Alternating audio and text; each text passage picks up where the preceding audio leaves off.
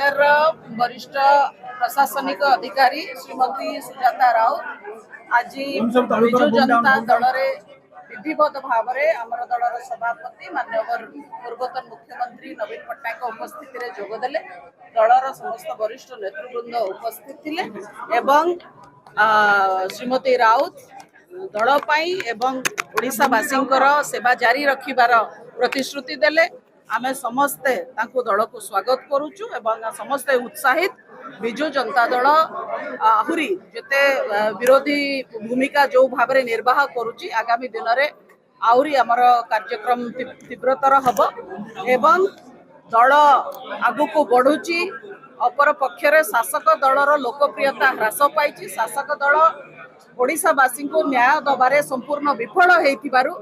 से स्थान को विजु जनता दल पूरण करिबो आगामी दिन में विजु जनता दल ओडिशा रे सरकार केही दल रे असंतुष्ट नाहंती जो जहा विषय जो मानक विषय आपण कथा कहउचंती किछि लोक निर्वाचन परे जो माने दलर सबुठु